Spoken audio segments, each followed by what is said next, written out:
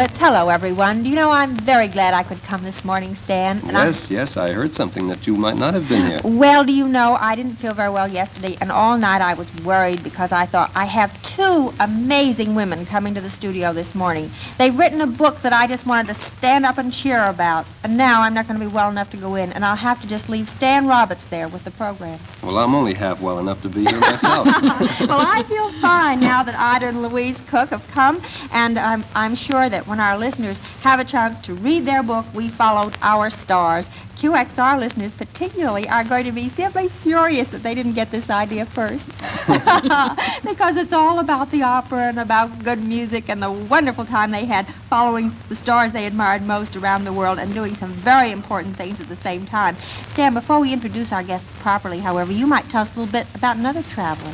Yes, this is a true life story about a postman who takes a walk on his time off. You know, you hear stories about these things. You don't think they're true, but here's a man from Albany, William Gannon, the postman, who claims the title of the world's most traveled postman. He says he's walked 150,000 miles to deliver mail, and he's traveled 300,000 miles through the world by foot and plane, but his figures don't count several thousand miles of short hikes, like his 250-mile walks from Albany to New York. Well, Stan, that's a little like all the walking the housewives do, you know. They're always suggesting that you put some sort of a gauge on as you walk about the house doing all the work and find out really how much ground is covered. Well, most of us know that we have a certain amount of work to turn out, and if we find ways in which we can do it a little more easily, we're very fortunate indeed. I'd like to suggest that if you haven't thought about a new carpet sweeper for your home in some time, this is a good time to think about it. Rogers Department Store in the Bronx tells me that they have a good variety of the Bissell sweeper on hand right now in the housewares department downstairs. Now, that Bissell sweeper isn't always available, but I think most of you will agree that it's one of the very finest made. And in the housewares department at Rogers, they have 4 different styles. They're priced from $6.45 to $9.45. I said, now, what's the difference? Why are they different prices? So they hastened to assure me that the apartment size is $6.45. And then there is the old standby size, the Grand Rapids model, and I think that's probably $7.45. Then the vanity is $8.45 and the flight $9.45. So I said, now why are those two more expensive than the others? Well, they have covered wheels and streamlined design that makes it easier to get under furniture. They're really a wonderful buy. And remember, it isn't always easy to get hold of a Bissell sweeper. So I suggest that you go to Rogers in the Bronx today or tomorrow or call them up and have one reserved for you. Now, that's Rogers on Fordham Road, Webster Avenue, 2 Park, directly across from New York Central and the 3rd Avenue L Fordham stations. And, of course, there's always free parking for your own car in Rogers Parking Plaza.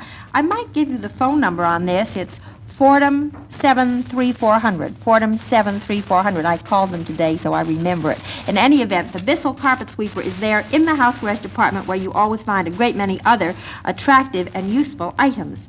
Now, we are very, very happy and proud, too, to introduce our guests, Ida Cook and Louise Cook. Now, Ida Cook, who's sitting across from Stan Roberts, has actually written their book, We Followed Our Stars. But Louise Cook, her sister, is featured. I think she's one of the featured people in the book, probably the second lead, I would call her. And I must mention that William Morrow is the publisher, because I want everybody, please, to go buy this book and to read it, because they're 2 wonderful women, that's why. That's a good reason why. Now, how far have you just traveled to come, not just to be on this program, but to see everybody you know in the USA? Oh, just straight from London. It was quite a short journey, really. We came by air this time. In the beginning of our travels, we used to have to save up for about 2 years and then come by the cheapest way possible. This time we were a little luckier and we came by plane. And that means, of course, just an overnight trip. But whichever way we come, it's always worth coming. We just love being back in the States. What was it that impelled you to come the first time? Oh, just the desire to hear the loveliest voice we'd ever heard until then. We were really very young. It's a good many years ago, rather longer back than I like to remember. But we heard our first great coloratura, and always our best great coloratura, Galli Curci, on a concert tour in England. And we decided that we must hear her sing in opera. Well, we made inquiries, and it was rather awkward. We found she only sang opera in New York. We hadn't any money at the time. In fact, I think we owed Mother £5, if I remember rightly, and we were both office girls earning about £2 to £3 a week. However, we'd always been brought up to think that if we wanted anything, we had to get it ourselves. We didn't expect someone else to get it.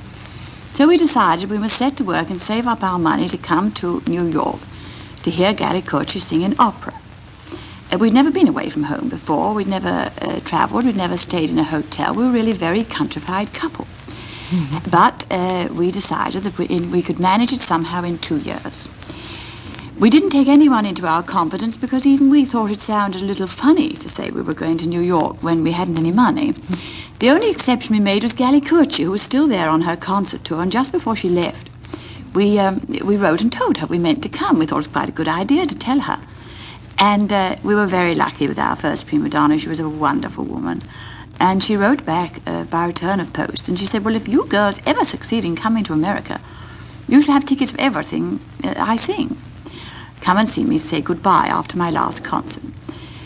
So we went. Louise always says at this tremendous interview she only managed to say one word, which was goodbye, and I think she's probably thinking the same thing now because I'm doing all the talking. Now, Louise Cook, wasn't it really you who had the first gramophone records? Yes, I was the first one to buy a gramophone for the family, and I was roused to my enthusiasm for gramophone records by wandering in one day to a lecture at the Board of Education where I was not supposed to be. It was for educational inspectors, and I was so entranced with, I think it was a Bach record that I heard, I came home absolutely determined to have a gramophone.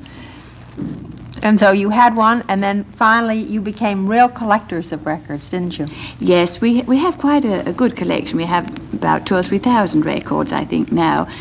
We're not what is officially known as collectors. I mean, we aren't enthralled at finding a disc where Caruso began wrongly and therefore started again, you know, that kind of collecting. We collect what we love hearing, but ordinary, the real collector would probably regard us very much as amateurs, but we do get together a collection of records. Well, I hardly think that you're amateur collectors of the stars, however, because let's name off some of the people that you met and with whom you've become real friends since that beginning. Well, beginning, of course, with Gallicucci, who was a very, very dear friend, both Gallicucci and her husband. Then I think our next star that we knew very well was Pinzer. We knew Pinzer in the very beginning. He is still, to my way of thinking, the greatest male star we ever heard, and an enchanting person. We went to see him last night after the show. Of course, he's even more important now that he's in South Pacific. He's the great romantic star now, too. Don't you dare say he's more important to an opera star when he goes, with an opera fan when he goes into South Pacific. I love him in South Pacific on anything he likes to do. I'm thinking of our Bobby Soxers. I see, yes. Well, of course, he is such a great operatic artist, too. Wonderful personality and a splendid actor. One of those great stage figures who only happen once in a generation, perhaps. And then we got to know Elizabeth Redberg, who is my mother always thinks was the loveliest of all our operatic friends, and she really is. She's the most beautiful character, Elizabeth Redberg. Mother always said she was the kind of person anyone would have liked for a daughter. And she is really, not only had she one of the most divine voices ever given to the world, but she has a disposition like her voice. It's really that beautiful purity. And would you tell about the time that you invited Pinzer to come to your home? Well, this is really a crazy adventure after the heart of any opera fan, I'm sure. You see, at Covent Garden in those days, of course, we always were in the gallery. We never had any money for anything else. And you always bought your own tickets. I think Louise should hasten to tell that, because I think that's a very important point, don't you? Oh, yes, we never want to ask favors of artists. We like to do things for them. And so we don't want to ask them for tickets. We always buy our own. It's rather a good rule. And so we don't want to ask them for tickets. We always buy our own. It's rather a good rule. I recommend that to any opera fan, and I'm sure any artist will be glad to have that put over the air. You shouldn't think because you know a star that they ought to let you have tickets for everything, you should be all the more delighted to buy your tickets yourself. I think. Anyway, we used to be in the gallery, and we had a lovely system then. You put down a chair, a camp stool, which marked your place in the queue, and then you put that down early in the morning, and then lunchtime you rushed back from your office and ate a hasty sandwich sitting there, and then you would see the other stars going past a rehearsal. And we used to get to know some of them in the queue that way. I always used to take snapshots of them. In fact, my book is illustrated with my own snapshots of these stars. And we knew Pinzer fairly well. And he had been very kind. He was very kind to my brother who visited New York. And we felt, it was time we did something about it. So rather diffidently, I wrote to him and said he'd always been very nice to us, and would he like to come home and meet a very ordinary middle-class family who lived in the suburbs. And he was extremely nice, came down the queue one day and said, I'd simply love to come. And this was before he was in South Pacific, so don't all rush and ask him to tea. No, but he still loves to come to see you girls. Oh, he's really a very nice family man. He always asks after our family and we after his. So it was arranged he should come to supper one night with the cooks in their London suburb. Well, as it happened, that very week at Covent Garden, they had to cancel an important performance because the soprano, it was the tenor who was ill, and it was a very big show. Everybody had been looking forward to it, and the management were quite frantic, and they looked round for something to substitute. And to their great delight and astonishment, they found that Elizabeth Redberg was passing through London on a private visit. Well, of course, it was a tremendous thing to get hold of her, and they sent a pleading SOS. Would she sing that night? And she was lovely about it. She said, well, what could you throw on at the last minute? The only thing they could put on without any preparation was Bohème. She said, well, I haven't done the part for 2 years, but give me a couple of hours to run through it. I'll do it for you. So when we all gathered back in the queue that evening, we were met with the astonishing news that Elizabeth Redberg was to sing at Covent Garden that night. And when the artists began to arrive, Redberg and Pinzer arrived in the same taxi. And Pinzer called me down to the stage door and just said as he went in, will it be all right if I bring Madame Redberg tomorrow night? You were the two proudest girls in all London. I just rushed back to my mother in the queue and said as loud as ever I could so that everybody could hear. Pinzer says, will it be all right if he brings Madame Redberg with him tomorrow night? My mother acted most beautifully. She said very calmly, yes, perfectly all right. We shall be delighted to see her. And that started our friendship with Redberg. And you've been friends ever since. Friends ever since, yes. I understand what you mean in your book, We Followed Our Stars, when you said that, after all, your sister Louise had a guileless look about her, so that when you began taking people out of Germany, taking refugees out of Germany, that she could wear these beautiful jewels. No one would suspect her, you see. So did you get to wear most of the jewelry out, Louise? It was pretty well divided, I think. But, of course, sometimes we were almost loaded to the waterline with jewels that represented people's capital. And otherwise, I mean, when they arrived in the country of their adoption, they would have had no money at all. Could I explain just a moment also on that? You see, once more, I'm afraid Ida is rushing in. But there was what was called a guarantee system. Oh, yes. When you were trying to get anybody out of Germany, that meant that someone, a British resident, had to guarantee financially from the moment they left Germany or Austria until they reached the final country of their adoption. They were probably going on to America or South America or somewhere like that. Now, those people, I think it isn't clearly understood, those refugees who came out of Germany officially brought with them 16 shillings. That meant that practically nobody could really take them on. It was a terrible undertaking. But if you could smuggle out their jewelry first, you could go to someone and say, look, I've got a capital of so much. Will you give the guarantee? Yes. Yes. Otherwise, they died. I mean, it wasn't a question of jewels and fur coats. It was a question of the people died if you couldn't get them out. In fact, the whole work was a struggle, of course, against suicide. There were, I'm afraid, there were cases where we were a little long on the job and people's nerve broke, and you'd come back with the case half finished, and they'd say, well, so-and-so put her head in the gas oven and she couldn't wait. She was frightened. Actually, you two Cook sisters went in there under cover of your enthusiasm for opera time and again and brought people's jewels and got people out, just because your hearts were touched and there was no official angle whatsoever? There was no official angle. Just because your hearts were touched and there was no official angle whatsoever? There was no official angle. We were very fortunate in one thing. We were introduced to our first refugee by two of our great operatic favorites, Clemens Krauss, the great Austrian conductor, and his wife, Ursula. They commended to our care one of their friends, our first refugee, and they used to help us all the time. We went backwards and forwards so often that the officials at Cologne Aerodrome used to be suspicious, and they began to ask what we were doing.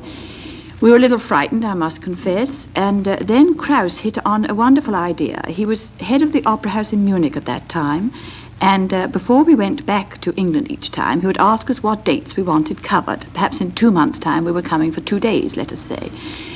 He would tell us what he would put on at the Opera House that night. If he was in a good mood, he'd let us choose our opera. Then he would tell us the cast and everything, every detail about it, and we'd go back to England. Then when we came back on the appointed date, we were just opera fans, which of course we were. Yes. We could play the part quite all right. And at Cologne Aerodrome, they'd say, oh, here they come, this crazy couple again. Well, what is it in Munich tomorrow night? Krauss never let us down. We always had our right performance, but we did our refugee work undercover. One of the most moving and I think the most telling stories I have ever read, and believe me, I have read many, and I have also interviewed many refugees, is your story of going to the British consulate, I think at Frankfurt, because you were so eager to get someone out in a hurry. And, well, you tell what happened. Well, it was really a very sad and dramatic occasion.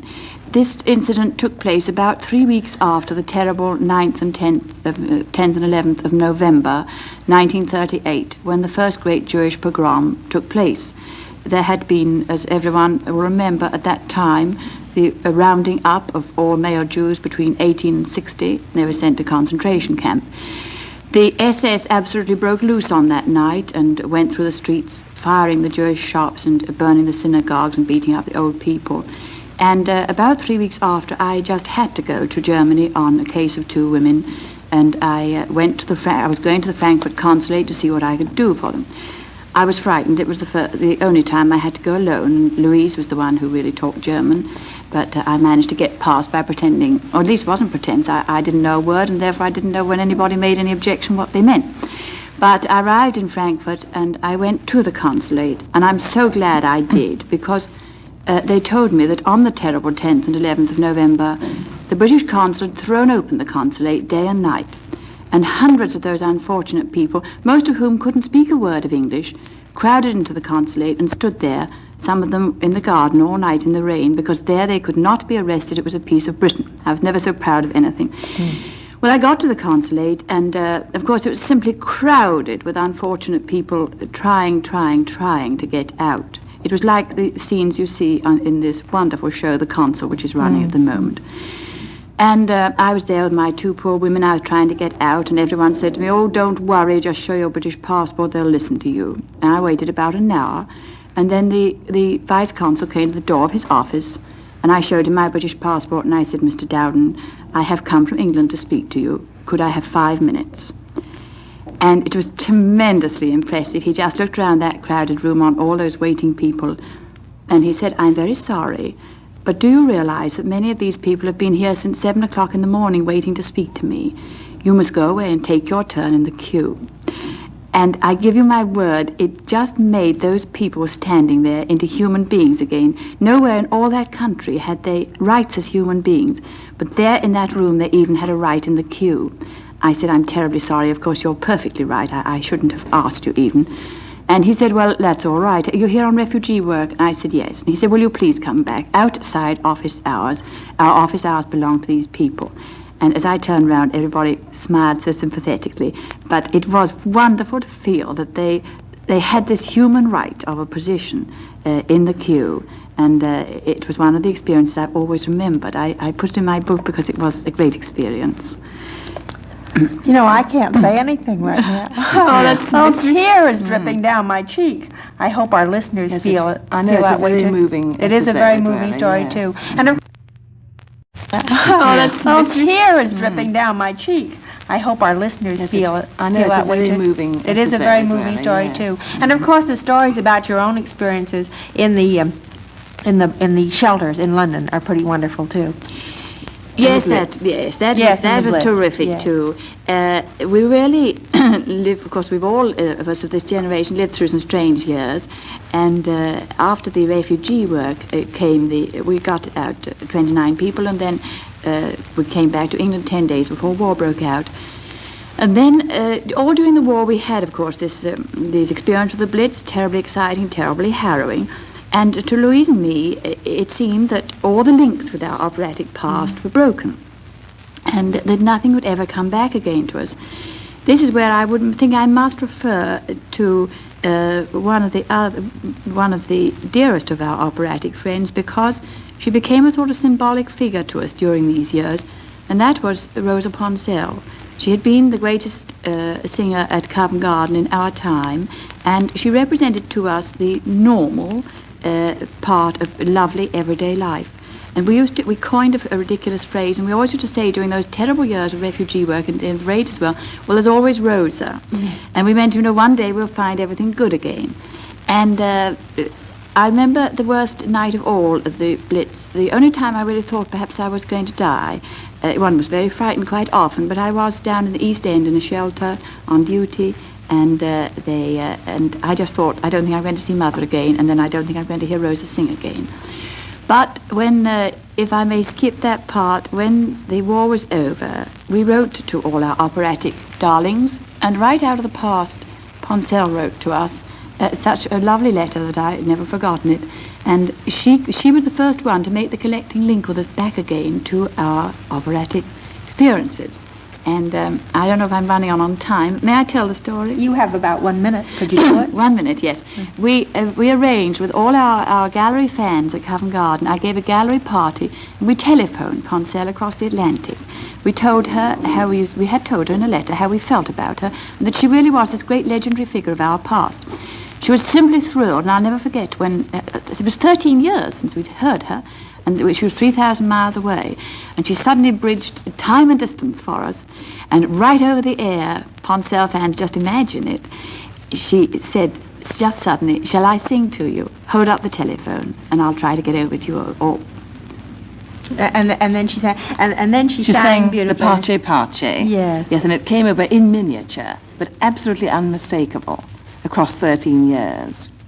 And all that space. And since then, of course, you've come back to us twice, and every time you have a wonderful time. And now, of course, not only the opera stars will know you, but all the people who read good books will know you, too. Now, I hope sometime I'll be able to read one of those British novels that Ida Cook writes, and I'm going to ask Louise back another time all by herself so she can talk more. I'll do my best. Oh, thank you so much for being with us today, Ida and Louise Cook. And we want to tell again the name of your very fine book, We Followed Our Stars. It's published by William Morrow and is one of the most moving books I have ever read. And also very good fun. And I feel about this book just exactly the way I did the one time that I heard Poncell. I really knew what it meant to want to get up and throw flowers. That was exactly the way I felt. And I feel I wanted to stand up and cheer when I finished your book.